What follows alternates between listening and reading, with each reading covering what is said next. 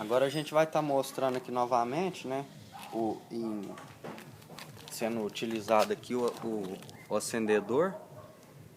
Esse aqui é o resultado que a gente acabou de fazer com serragem, parafina e a casquinha de ovo. E esse aqui é um que já está pronto.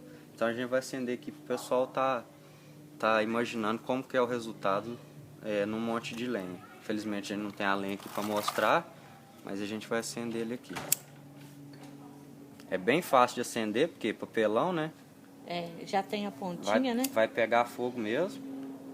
Vocês podem ver que tá ventando bastante aqui.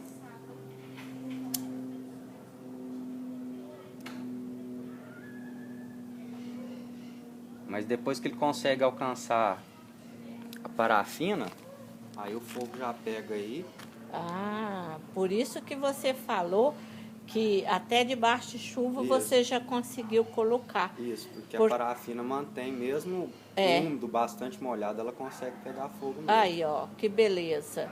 E veja bem, geralmente assim nos acampamentos também tá ventando, né, Ítalo? Tá ventando. Aí tá ventando, e se tá ventando, você consegue, ó, mesmo ventando, que é o que acontece nos acampamentos, tá ventando, tá chovendo, mas com isto você consegue manter o fogo.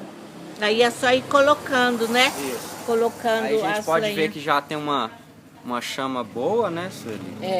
Aí, ó, pega esse gravetinho aí. Aí, ó. Aí. Aí vai colocando, né?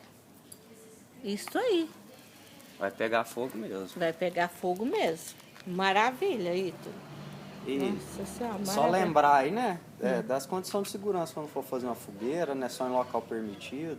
Isso. Evitar de estar colocando fogo onde não pode, cercar a fogueira, não deixar lá acesa depois que for embora, né, gente? Para evitar um acidente, aí um incêndio florestal. Isso é importante, não deixar aceso quando for embora. Aí joga terra, né? Isso, joga terra. Se tiver disponível água lá que puder apagar mesmo essa fogueira. Água, né? É interessante.